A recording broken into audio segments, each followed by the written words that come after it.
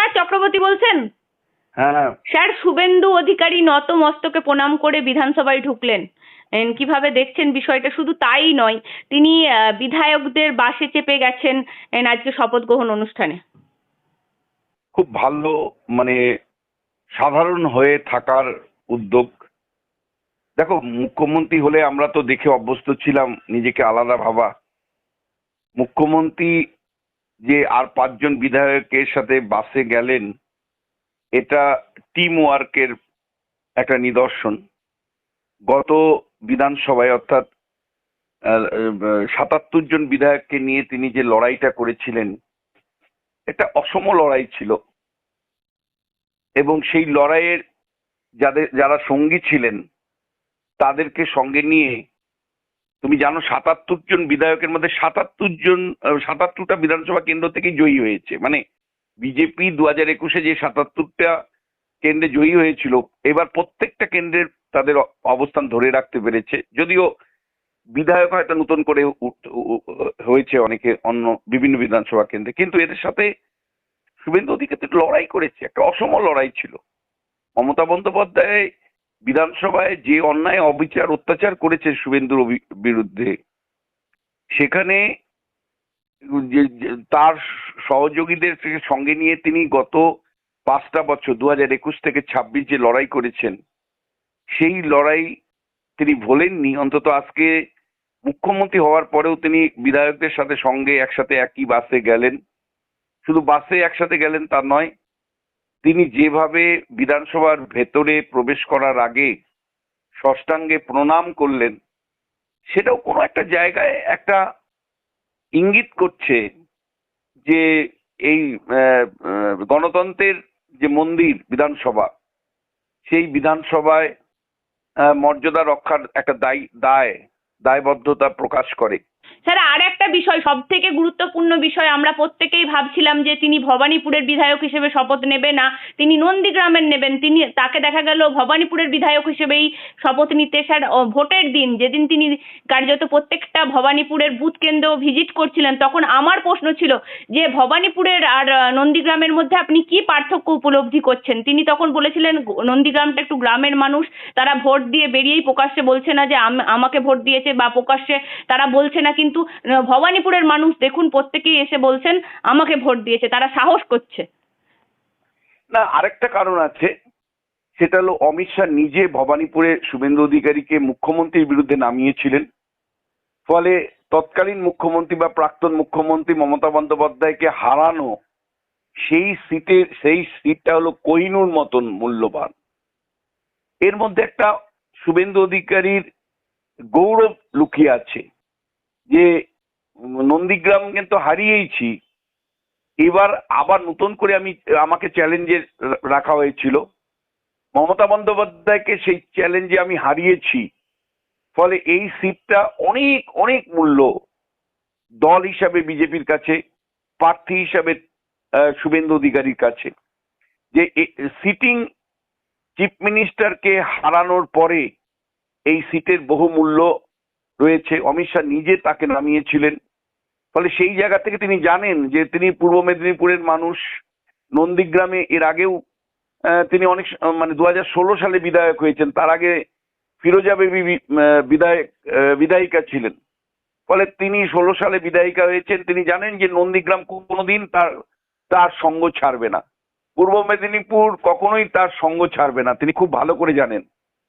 তার এতটাই কনফিডেন্স আছে যে নন্দীগ্রামের মানুষ বুঝে নিতে পারবে যে কেন শুভেন্দু অধিকারী ভবানীপুরকে বেছে নিলেন। দুটো তিনটে কারণ। একটা তো অমিত শাহ সরাসরি সিটিং চিফ মিনিস্টার মমতা বন্দ্যোপাধ্যায়ের বিরুদ্ধে তাকে নামিয়েছিলেন। সিটিং চিফ মিনিস্টারকে যে আসনে উনি হারিয়েছেন, সেই আসনটা ধরে রাখাটা খুব স্বাভাবিক, এবং এটা না ধরে রাখলে মানুষের ম্যান্ডেটকে অস্বীকার করা হতো। দ্বিতীয় সেটা হলো যে মুখ্যমন্ত্রীকে এখন কলকাতাকে সামনে রেখেই চলতে হবে। ফলে কলকাতা যেহেতু তার রাজধানী, এবং তাকে মুখ্যমন্ত্রী হিসাবে কলকাতায় থেকে কাজ করতে হবে। ফলে কলকাতার মধ্যে অবস্থিত একটি বিধানসভা কেন্দ্র ভবানীপুর, সেখানে তিনি প্রতিনিয়ত সংযোগ রাখতে পারবেন, নজরদারি রাখতে পারবেন, দেখভাল করতে পারবেন নিজে পার্সোনালি। ফলে সেই দিক থেকে আমি বলবো যে নন্দীগ্রাম তো অনেকটা দূর, এটা অস্বীকার করার উপায় নেই। মুখ্যমন্ত্রীর পক্ষে এতটা সময় দেওয়া দূরে গিয়ে সম্ভব নাও হতে পারে, কিন্তু ভবানীপুরে তিনি প্রতিনিয়ত, এমনকি চাইলে তিনি প্রতি সপ্তাহেই মানে একবার ভবানীপুরে ঘুরতে পারবেন, মানুষের সাথে সংযোগ রক্ষা করতে পারবেন। ফলে সেই জায়গা থেকে কলকাতায় থেকে যেহেতু মুখ্যমন্ত্রীকে কাজ করতে হবে, ফলে ভবানীপুর রাখাটা অপরিহার্য ছিল। তিনি সেই সিদ্ধান্ত নিয়েছেন এবং একই সাথে নন্দীগ্রামের মানুষের প্রতি তার পূর্ণ আস্থা আছে। নন্দীগ্রামের মানুষের প্রতি তার যেমন পূর্ণ আস্থা আছে, নন্দীগ্রামের মানুষও জানে যে শুভেন্দু অধিকারী আমার লোক। এ শুধুমাত্র প্রশাসনিক কাজের জন্য ভবানীপুরকে বেছে নিয়েছে, বা অমিত শাহ যেভাবে বাজি রেখেছিল সিটিং চিফ মিনিস্টার, তৎকালীন চিফ মিনিস্টার, ফরমার চিফ মিনিস্টারকে হারানোর জন্য। ফলে সেই হারানোর প্রেক্ষিতে জন আদেশের একটা মর্যাদা করা উচিত, সেই কারণে ভবানীপুরে তিনি আছেন।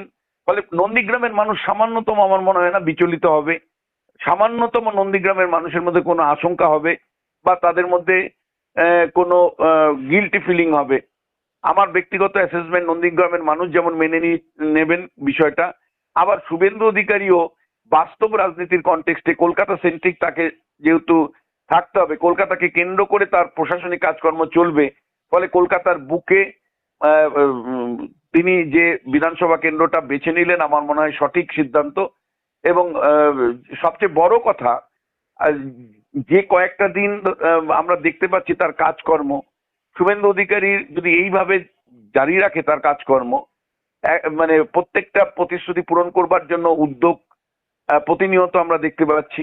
আবার একই সাথে বিরোধী শুভেন্দু অধিকারী শাসক হয়ে যাওয়ার পরেও পরিবর্তন হচ্ছে না। আমি জানি না পরবর্তী সময় কি হবে।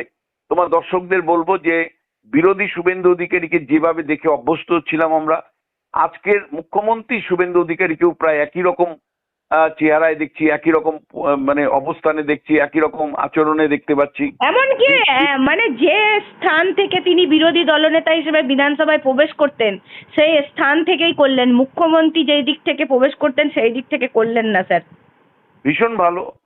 এবং আমি বলবো যে নরেন্দ্র মোদী 2014 সালে লোকসভা নির্বাচনে জয়ী হওয়ার পরে যখন সংসদ ভবনে ঢোকেন, তিনি যেমন ষষ্ঠাঙ্গে প্রণাম করেছিলেন, গণদেবতার রায় নিয়ে যখন নরেন্দ্র মোদী যেতেন তিনি বলেছিলেন যে গণতন্ত্রের পীঠস্থান, সে তাকে প্রণাম করে তিনি সংসদ ভবনে ঢুকেছিলেন।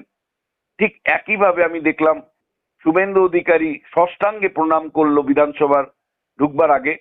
এবং এর মধ্য দিয়ে তার যে ভাবনা চিন্তা, সেটা একদিকে যেমন নরেন্দ্র মোদীকে অনুসরণ করা হলো, নরেন্দ্র মোদীর ভাবনা চিন্তাকে মর্যাদা দেওয়া হলো, বিজেপির পরম্পরাকে মর্যাদা দেওয়া হলো, এবং গণতন্ত্রের প্রতি দায়বদ্ধতা কিন্তু তিনি দেখালেন।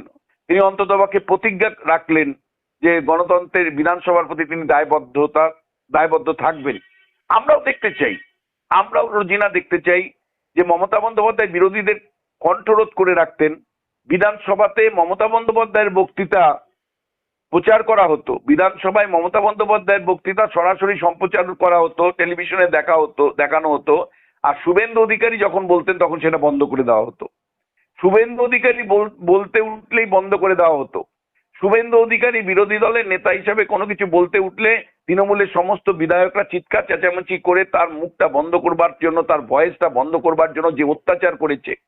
আমার এখনো মনে আছে যে অগ্নিমিত্র পাল চিৎকার করে মানে সরকারের সমালোচনা কিছু বলছেন, সরকারের বিরুদ্ধে কিছু বলছেন, অগ্নিমিত্রাকে কিভাবে দিনের পর দিন আটকানো হয়েছে, শাড়ি ছিঁড়ে দেওয়া হয়েছে, সেই কভার আমি শাড়ি ছিঁড়ে দেওয়া হয়েছে। আমি দেখেছি অগ্নিমিত্রা কিভাবে অত্যাচারিত হয়েছেন, আমি দেখেছি শঙ্কর ঘোষ কিভাবে অত্যাচারিত হয়েছেন, তাকে মেরে হাত ভেঙে দেওয়া হয়েছে, শঙ্কর ঘোষের হাত ভেঙে দেওয়া হয়েছে।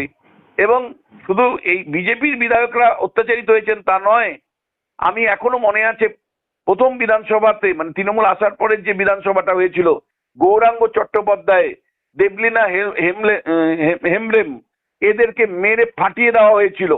এমনকি এদের হাসপাতালে ভর্তি করার মতন ব্যবস্থা পর্যন্ত করা হয়নি। ফলে অত্যাচার তৃণমূল কোন লেভেলে করেছিল রোজিনা, যে মানে গৌরাঙ্গ চট্টোপাধ্যায় থেকে শুরু করে দেবলীনা হেমব্রেম থেকে শুরু করে এদেরকে কি অত্যাচার করা হয়েছে। পরবর্তী সময় যখন বিজেপি প্রধান বিরোধী দল হয়েছে বিধানসভায়, প্রধান বিরোধী দল হিসাবে শুভেন্দু অধিকারী বিরোধী দলের নেতা, ক্যাবিনেট র্যাঙ্কের একজন পদমর্যাদায় বিরোধী দলের নেতা তিনি ছিলেন, অথচ তার সম্প্রচারণ বন্ধ করে দেওয়া হতো। মমতা বন্দ্যোপাধ্যায় টেলিভিশনে বলতে মানে তার তিনি যখন বলবেন তখন লাইভ টেলিকাস্ট চলবে, আর শুভেন্দু অধিকারী বললে বন্ধ হয়ে গেল। শুভেন্দু অধিকারী মাইক বন্ধ করা হতো। শুভেন্দু অধিকারী বললে সমস্ত তৃণমূলের বিধায়করা চিৎকার করে উঠতো, নানা রকম গালাগালি করা হতো। দিনের পর দেখেছি আমি কি করে বিজেপির বিধায়করা অত্যাচারিত হয়েছে। এমনকি মানে অশোকদার মতন মানুষ, অর্থনীতিবিদ অশোকদার মতন মানুষকে কিভাবে আটকানো হয়েছে, কি অন্যায় কথাবার্তা বলা হয়েছে, কি ধরনের ল্যাঙ্গুয়েজ ব্যবহার করা হয়েছে। ফলে অশোক লাহিড়ী মানে ভারতবর্ষের একজন বিখ্যাত অর্থনীতিবিদ, তিনি বালুরঘাট থেকে নির্বাচিত বিধায়ক ছিলেন, যার পাণ্ডিত্য মানে সাগর সমান, সেই মানুষটাকে পর্যন্ত দিনের পর দিন পশ্চিমবাংলা বিধানসভায় অপমানিত হতে হয়েছে। স্বাধীনভাবে কথা বলবার সুযোগ ছিল না। ফলে আমি বিশ্বাস করি শুভেন্দু অধিকারী বিধানসভা অলওয়েজ ফর অপোজিশন, মানে বিধানসভা সবসময় বিরোধীদের জন্য, বিরোধীদের কণ্ঠস্বর হয়ে উঠে বিধানসভা। আমি আশা করব, প্রত্যাশা করব যে অত্যাচার শুভেন্দু অধিকারীর বিরুদ্ধে হয়েছে, যে অত্যাচার অগ্নিমিত্রা পালের বিরুদ্ধে হয়েছে, যে অত্যাচার শঙ্কর ঘোষের বিরুদ্ধে হয়েছে, সেই অত্যাচার জানি আর কোনো বিরোধী নেতা না মানে অনুভব করে, না সহ্য করতে হয়, না কোনো বিরোধী নেতা যাতে আগামী দিনে আর কোনো মানে তার গলা মানে বন্ধ করে দেওয়ার উদ্যোগ না নেওয়া হয়, এটা আমার অবশ্যই প্রত্যাশা থাকবে। কিন্তু আজকে বিধানসভায় শপথ গ্রহণ কেন্দ্র করে শুভেন্দু অধিকারীর যে অবস্থান, আমি ভীষণভাবে খুশি এই কারণেই যে পুরনোকে ভোলেনি শুভেন্দু। পুরনো বিরোধী নেতার যে ভাবনা চিন্তা, যে আচরণ ছিল, মুখ্যমন্ত্রীর চেয়ারে বসেও একই ভাবনা চিন্তা আচরণ তিনি করছেন। যে বিধায়কদের সাথে লড়াই করেছেন দিনের পর দিন, যে বিধায়কদেরকে সঙ্গে নিয়ে লড়াই করেছেন বিধানসভার ভেতরে বা বাইরে, সেই বিধায়কদের সাথে একই বাসে তিনি আজকে বিধানসভায় উপস্থিত হয়েছেন।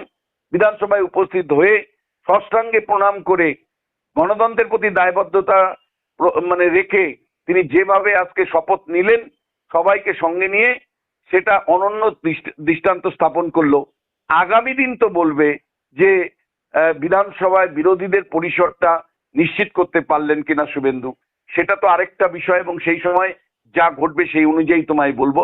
আর আমি ব্যক্তিগতভাবে মনে করি যে মুখ্যমন্ত্রীর যেহেতু সারাদিন কাজ থাকে কলকাতায়, প্রশাসনিক দায়িত্ব দায়বদ্ধতা থাকে, 24 ঘন্টার মুখ্যমন্ত্রী, ফলে সেই মুখ্যমন্ত্রী কাছে অর্থাৎ কলকাতার মধ্যেই ভবানীপুর বিধানসভা কেন্দ্রটা বেছে নিয়ে তার প্রশাসনিক কাজে তাতে সুবিধে হবে।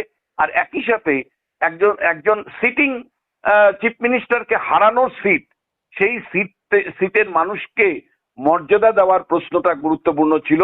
তাদের ভার্ডিক্ট বা তাদের রায়কে মর্যাদা দিতে গেলে ভবানীপুরের আসনটা তাকে ধরে রাখতেই হতো, সেই সিদ্ধান্তটাই উনি নিয়েছেন।